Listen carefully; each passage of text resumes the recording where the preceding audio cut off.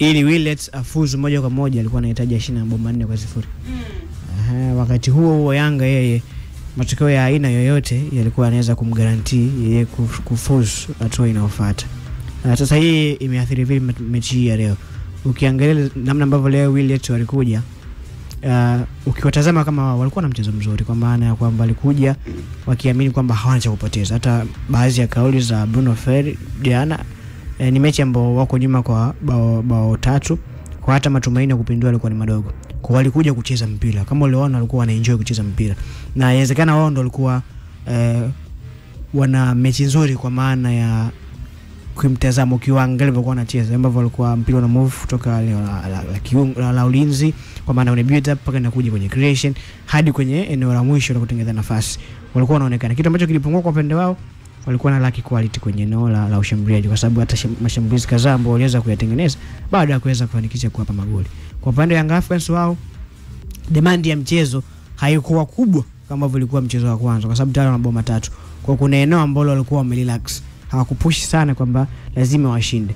Kwa hiyo relaxation ya Yanga sasa plus na ile ya Willets kwamba amekuja kucheza, ikafanya ile mechi fulani hivi ya kawaida ambayo haina kashikashi nyingi sana. Na ndio maana inawezekana kwa shabiki wa Yanga siliziki, kwa sababu limepatikana moja mabao mawili, kwa sababu baby yeye alikuwa anatamani afunge mabao mengi, lakini kiwaishia ni kwamba mpira wa miguu ni mchezo wa akili.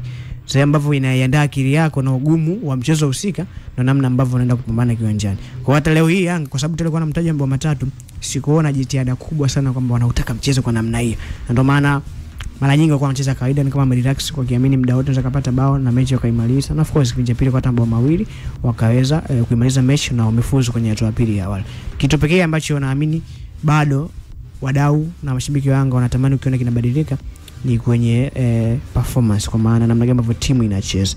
Bado hata leo hii pia, licha kwamba kufanya mabadiliko mengi ya ile base ya timu au msingi wa timu ambao ulikuwa msimu uliopita, bado timu ilikuwa inapata tabu sana kwenye namna ambavyo ina connect kutoka eneo la kiungo kwenda eneo la ushambuliaji. Sasa kipindi cha kwanza ilikuwa ni ngumu sana kuona Yanga anafanya build up kuanzia nyuma, na hiyo build up inafika paka kwenye eneo la mwisho anatengeneza nafasi kwenye open play. Kulikuwa na ugumu tofauti na ambavyo wengi walikuwa wametarajia. Kwa hili ni eneo ambalo Romain Folz ana kila sababu ya kuendelea kulifanyia kazi. Tengeneza timu ambayo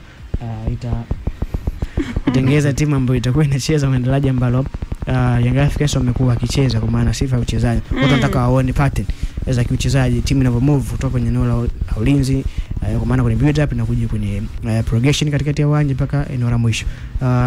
Kitu ambacho kwa sasa kimeshinda kuonekana, lisha kwamba anapata matokeo mazuri, ni kitu kizuri, kwa sababu unapokuwa unashinda hata kama uchezi kwenye kiwango ambacho mashabiki wanahitaji, lakini mwalimu inakuwa inampunguzia pressure kwamba kuna kitu ambacho mashabiki wanakipata, timu inashinda.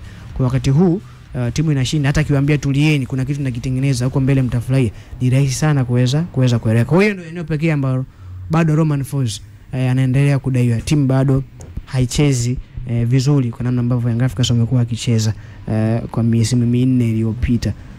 Idea yake ishaonekana kama ni mwalimu ambaye anataka aone timu yake ikicheza kwa kasi kutoka katikati ya uwanja kwenda eneo la mbele. Lakini sasa hiyo timu ikifika katikati ya uwanja, huoni patterns za kiuchezaji, huoni combination huoni timu ikiconnect baina ya viungo pamoja na eneo la shambuliaji. Hicho ndio kitu ambacho paka muda huu mwalimu Romain Folz anaraki, na inawezekana maybe akipewa muda ataendelea kufanyia kazi, lakini hapo ndipo ambapo muda, kwa sababu kwenye kushinda anashinda. Tangu amekuja mchezo wote kimashindano aliocheza anashinda, na ameruhusu bao moja tu, na hilo bao moja ambalo aliruhusu haikuwa mechi ya kimashindano, ilikuwa mechi ya kirafiki ile ya kule Rayon Sports dhidi ya Rayon Sports kule Rwanda. Lakini hizo mechi za kimashindano zote amekuwa akishinda pasina kuruhusu bao, licha kwamba performance imekuwa mbaya. Kwa hiyo ile eneo ndio ambalo anatakiwa kulitimiza, lakini kushinda huku kunamfanya awe comfortable kwamba unashinda zenu, unaendelea kutengeneza timu yako mdogo mdogo. Kwa kama kweli mwalimu ni mwalimu mzuri na idea tumeiona, anaweza akaikamilisha akiwa na uhuru, kwa sababu matokeo yanapatikana.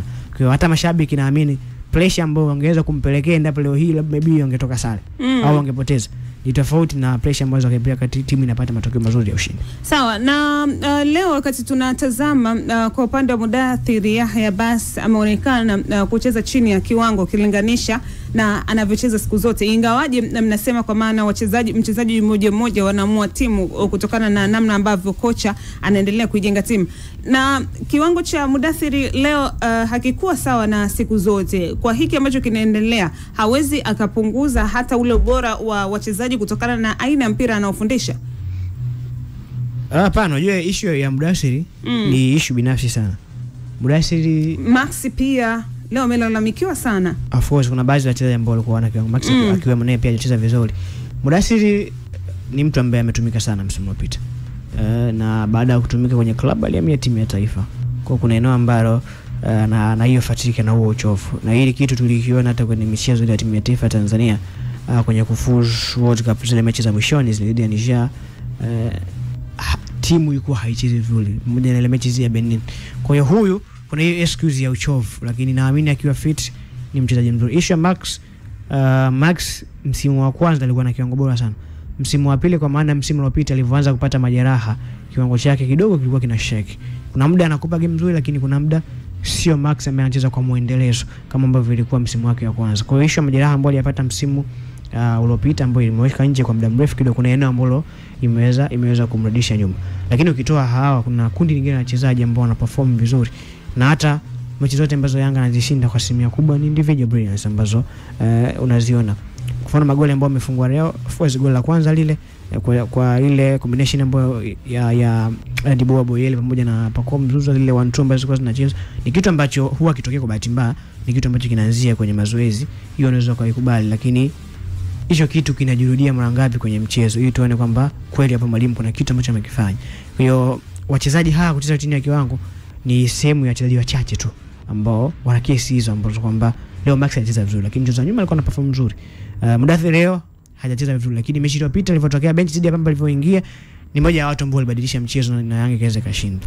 Kwa hiyo issue kubwa kwangu mimi si kwamba wachezaji wa Yanga wamedrop form au wachezaji wa Yanga ni wabaya. Kuna wachache tu ambao wana hiyo issue ya uchovu. Issue kubwa ni mwalimu, namna gani ambavyo hii timu ambayo ameikuta, msingi ambao ameukuta, plus na wachezaji wapya wote ana accommodate kwenye timu moja na kutengeneza timu ambayo itacheza kwenye football ambayo ni standard ya club kama Yanga Africans, ambao kwa misimu mingi ndio wameweza kuitengeneza timu ambayo inacheza vizuri, kwa maana mashabiki au wadau wanaona namna gani ambavyo timu ina move kutoka eneo moja kwenda nyingine, patterns za kiuchezaji zinaonekana, mpira unapotoka hapo unaenda huku, na sio pila vieta kwamba ili upige goli lazima uagizie pasi ndefu, pira vieta. Ndio issue iko hapo. Kwa hiyo bado mwalimu ana kazi kubwa akifanya.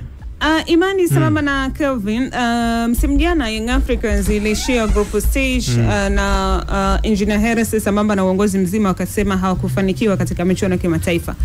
Leo Yanga wamefuzu kwenda katika hatua inayofuata. Kama watashinda tena mechi inayofuata watakwenda katika group stage. Kwa kikosi hiki, kwa kocha, unawaona wakivuka pale ambapo waliishia msimu jana?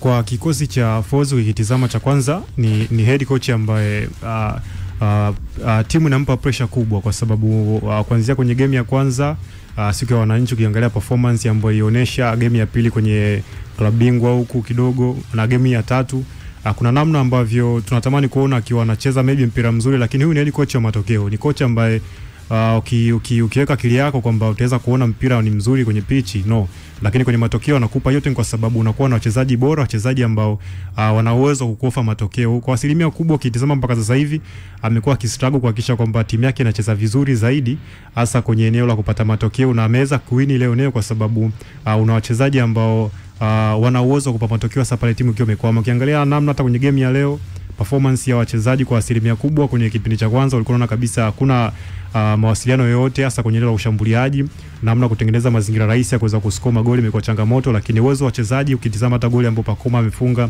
ni namna ambavyo wachezaji wameamua kwamba yes, game tunaitaka sisi, lazima tuweze kushinda. Lakini pia kuna muda pia inakuwa ni kitu kizuri hasa kwa head coach, ukiwa mbinu zako zimefeli, kikosi chako, wachezaji wako watakupa nini? Ndio kitu ambacho tunaona kwa Young Africans ambacho Fozi yuko nacho, kwamba ana struggle kuhakikisha kwamba timu yake inakuwa na muunganiko ambao ni ni mzuri, lakini kwenye namna kupata matokeo kuna muda inakuwa ni ngumu, lakini wachezaji wana uwezo kupa hicho kitu. So kwa mpaka sasa hivi performance ya timu kiangalia hasa kwa mpinzani ambao kukutana naye game ya kwanza, inaonekana Young Africans amedominate mchezo kwa asilimia kubwa, akiogenini ameweza kutengeneza nafasi na kazitumia, lakini hii game kidogo namna ambavyo tulikuwa tunategemea maybe atashinda goli hata zaidi ya 6-7 kwa sababu kule kwa sababu kwa performance ya mwanzo tu ulikuwa naamini Young Africans akija hapa anaweza akija nyumbani anaweza kashinda goli nyingi, kwa sababu mtu unacheza naye yuko nyumbani kwake, lakini alikuwa ameonyesha udhaifu mkubwa. Lakini namna timu ilivyokuja leo, wao ndio wameonekana kumiliki mpira, wao wameonekana kwamba wakiwa na energy ya kuhakikisha kwamba anaweza kuchukua goli 3, lakini haikuwa hivyo. So tumieni kwamba ninachokiona ana uwezo wa kwenda kwenye hatua inayofuata, lakini kuna vitu lazima itabidi ubadilike, kwa sababu ukisema mpaka sasa hivi kidogo na kuwa ni ngumu kupata kikosi cha uhakika first 11 ambao unaiamini muda wote wataanza hawa, mpaka sasa hivi hujapata, na pre-season ulikuwa na wachezaji ambao ni bora. Naona kidogo kuna ugumu kwa Young Africans kwa sababu kunakuwa hakuna imani na head coach mpaka sasa hivi kwa performance ambayo tunaiona, ila kwenye matokeo unapata unakuwa unafurahia. Unawaza vipi kukutana na mpinzani ambaye ana uwezo kumasa na kutumia nafasi kwa uhakika, unaweza kupoteza. So kumgarantii kwamba atafanya vibaya au vizuri, ni mwalimu anabidi abadilike na switch. Isipokuwa hivyo kidogo kuna ngumu kufanya vizuri zaidi kushana hata na mpinzani ambaye ni bora kuliko wewe. Kevin, baadhi ya watu wanasema hawamuelewi kocha. Kuna baadhi ya watu wanafurahia pia ushinde. Wao wanasema ileweke, watu wanataka ushinde. Kwa upande wako, maoni yako ni yapi? Kumbuka Young Africans inatetea taji lake la ligi kuu CRDB Federation, lakini pia wanataka kuvuka hatua makundi ya ligi mabingwa barani Afrika. Kwanza Romain Folz bila shaka management ya Young Africans hawajamwambia kwamba yuko kwenye club ambayo watu hawawezi kusubiri. Okay. Hata kama unapata matokeo, unahitaji kubaki na ile philosophy ya timu zetu mbili. Hizi Simba na Yanga, head coach, yani kama unazingua, of course mashabiki wa Tanzania kwa sasa wanajua mpira. Hata ukiingia sasa hivi kwenye page ya Young Africans, soma zile comment after full time. Yanga wameshinda goli 2, lakini bado watu wana complain kwamba hawaelewi mbinu ya mwalimu. Ukiangalia katika mchezo wa leo, mwalimu aliendelea na ule mfumo wake ambao alikuwa anatumia 4-3-3. Lakini cha ajabu katika mchezo wa leo, kitu ambacho kimenipa mimi maswali mengi, kwa viungo katikati alianza Aziza Ndambwile. Of course nimeona ni chaguo sahihi kwa mwalimu kwa sababu amepata muda mrefu sana pre-season, amekuwa nayo kwa muda mrefu sana. That's why mechi ya kule ya Willet aliscore na leo pia amescore vile vile. Kwa of course ni muendelezo mzuri sasa kwenye kiungo. Katika 4-3-3 kwa upande wa leo alianza na Aziza Ndambwile katikati pale, Mudathiri Yahya, bila kumsahau Duke Abuya. Mbele akawa yuko Pacome Zouzoua pamoja na Max akawa kwenye wings. Maana yake kwenye viungo umekuwa na viungo kama hao, lakini hakuna winga mwenye kasi ambaye anaweza kusaidia timu yako kufanya transaction ya hatari zaidi ili uweze kupata matokeo. Na katika uwanja wa nyumbani leo watu walitegemea zaidi kuona mabadiliko kwenye kikosi. Sasa ukiangalia aliendelea na muendelezo ule ule. Kipindi cha kwanza Yanga haichezi vizuri. Kipindi cha pili wanakuja kufanya transformation, wanakuja kupata matokeo. Ukiangalia leo dakika ya 70 wana score na dakika ya 86 wana score. Maana yake ni kipindi cha pili kidogo baadhi ya mabadiliko yakifanyika, tunaona some of changes. Umeona Boeli alivyoingia ndio akajaribu kufanya move nzuri pamoja na Pacome, Young Africans wakascore goal. Haya, maana yake ukiangalia jinsi ambavyo wanakuwa wanacheza, timu yake inakuwa iko chini sana. Hasa ukiangalia kuanzia kipindi cha pili, na ni opponent ambaye tayari shakutana naye, anamfahamu jinsi ambavyo yuko vipi. Maana yake sasa hivi anakutana na timu za rank za kawaida. Timu kama Willet ni ya kugaragaza magoli mengi. Maana yake Young Africans sio kwamba watengenezi nafasi, wanatengeneza nafasi, lakini jinsi ya kuscore imekuwa ni changamoto. Ukiangalia mechi ya awali tuliona kwa ambako umezungumza kwa kocha, ingawaje kuna wakati mwingine na jaribu pia kumuelewa kwa kila ambacho anakifanya. Kama amezungumza Nsajigwa takwimu zake, kwa maana hajapoteza katika michezo yote ambayo amecheza tangu ametua Young Africans. Lakini pia amesema kipindi cha kwanza timu inacheza vibaya, kipindi cha pili timu inacheza vizuri. Hizo pia ni sababu zake ambazo anazifanya. Yani kwa maana sababu yeye mwenyewe anazifanya zinaenda kumlipa, anafanya vizuri.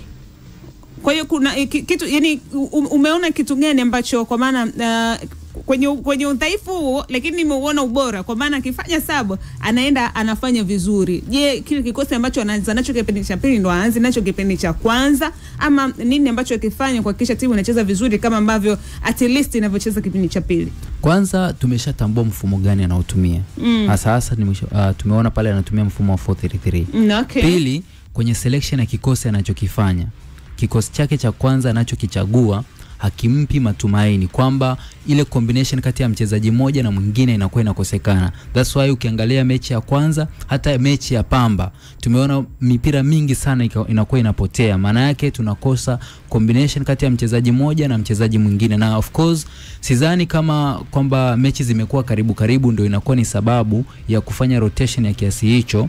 Na katika hatua hii unakutana na timu za kawaida kama hivyo. Maana yake tutegemea ukiingia hatua ya makundi robo finali utakutana na timu ambazo ni za rank za juu kama Al Ahly, Mamelodi. Kukutana nao ukiwa unacheza vile wanakuchakaza kweli kweli.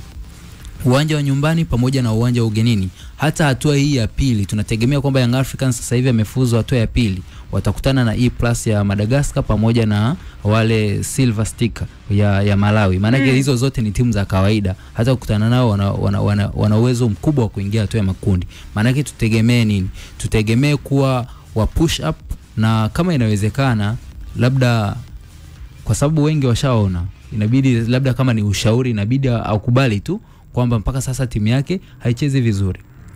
Kweli katika mfululizo wa mechi ambazo wameshacheza anapata matokeo, lakini bado ile philosophy ambao wana Young Africans wanafahamu kwa timu yao inacheza vipi, wanaikosa mpaka sasa. That's why judgment imekuwa ni kubwa kwamba hawafurahishwi na jinsi ambavyo mwalimu anachezesha timu yake. Na sasa ndio hiyo selection ya kikosi. Hata ukiangalia Young Africans wana wachezaji wazuri kweli, lakini kocha anakuwa anashindwa kuwa transform waonekane bora zaidi, na kile ambacho kila mchezaji performance aliyokuwa nayo I provide ndani ya pitch ndio kitu ambacho watu wanategemea mpaka sasa hivi hawakioni. That's why wanakicomplain. Na mashabiki wa Tanzania mpaka sasa wanajua mpira. Ukiangalia unajua kwamba hapa kuna 1 2 3 hakiko sawa. Na of course wanavyoongea na hisi mwalimu amekiona, na tutegemea, nitarajia sana katika mechi ya leo ya nyumbani. Opponent nyumbani kwao umeshinda goli 3. Kweli nao wanataka alama magoli 4, kitu ambacho ingekuwa ni vigumu sana kushinda mbele ya Young Africans kwa jinsi ambavyo walikuwa na kikosi kibora. Transformation ambao wanakuwa wanafanya ingekuwa sio kitu kirahisi zaidi.